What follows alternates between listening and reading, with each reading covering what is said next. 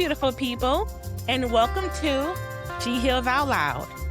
In this episode, we're going to explore how silence, while once was our protective factor, can quietly cost us our mental, emotional, and physical health.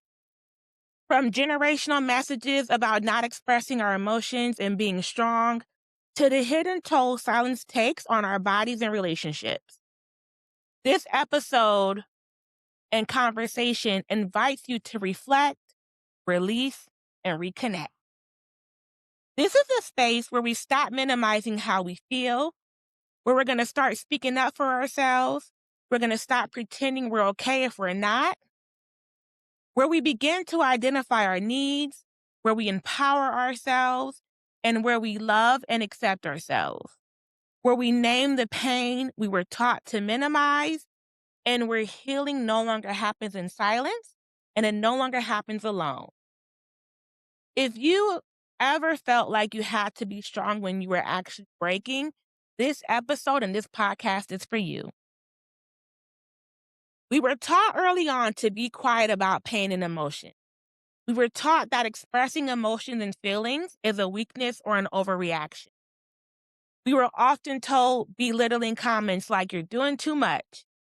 Why are you so dramatic? Don't tell our family business, dang. Toughen up." Or when you do speak up, then you're ignored or you're blamed for how you feel. Having those experiences teaches you unhealthy patterns of how to manage. Patterns like to smile through trauma and hurt feelings. We learn to question ourselves and how we feel. We learn to just deal with whatever treatment someone wanted to give us. We learn to lower our standard and expectations. And we learn to not acknowledge our feelings, wants, and needs, which makes you lose your self-awareness. Dysfunction becomes normal because our daily experience is to live with a managed nervous system that's completely exhausted, overstimulated, and overwhelmed. To suffer quietly because silence felt safer than being criticized, ignored, dismissed, laughed at, or mocked.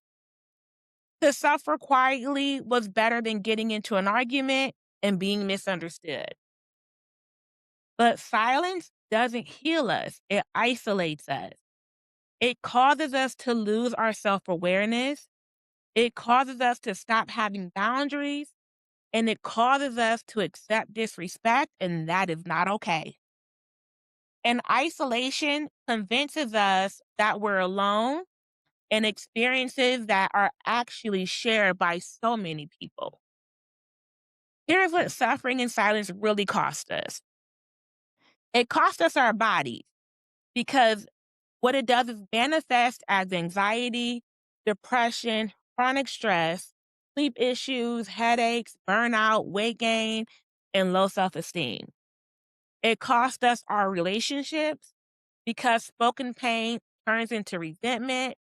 We then begin to withdraw and isolate from other people. We emotionally distance ourselves. And the breakdown of our boundaries and our standards. It cost us our time. Time spent surviving instead of living. Time spent being mistreated. Time spent living in a sense of hopelessness and unhappiness, or living with the feeling of love doesn't exist, kindness doesn't exist. As a licensed psychotherapist, I see this every day. People don't come to therapy because they're weak. They come to therapy because they've been strong for too long and they're finally choosing themselves and the thought of having a support system, having a community.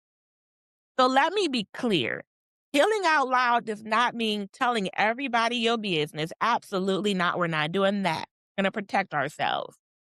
Healing out loud means naming your experiences honestly, expressing yourself, allowing safe people to witness your truth, giving yourself permission to say, that hurt me. I'm not okay with that. It's acknowledging our feelings, setting boundaries based on our needs, and advocating for yourself. Healing out loud is about choice, choosing authenticity of self over performance, connection over isolation, and support over silence. Your story doesn't need an audience, it needs a container. And any of my EMDR therapists out there, they know what that would mean. We're done suffering in silence because silence has protected systems, not people and not us. It protected generational trauma, unhealthy relationships, burnout culture, emotional neglect, abuse, and poverty. That's what silence has protected. Speaking doesn't make us weak, it helps us have a voice, and we become visible, we become empowered, we become accepting of ourselves, and we get our needs met. And finding your voice is where healing begins. When one person speaks, empowerment begins, release is felt, and another person can feel less alone. When one story is told, shame loses its grip. That's why this space exists. So here's my invitation to you. I want you to think about, what are you carrying that no one knows about? Where did you learn that your pain had to stay quiet? And what would change if you gave yourself permission to speak safely, gently, and intentionally? You don't have to start loud.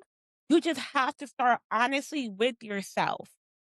Begin to name your needs and your wants. This is She Heals Out Loud, where we honor the truth that healing does not have to be done alone.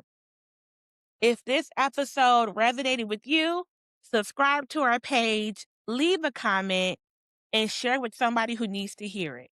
And remember, your voice matters, your story matters, and you do not have to suffer in silence anymore.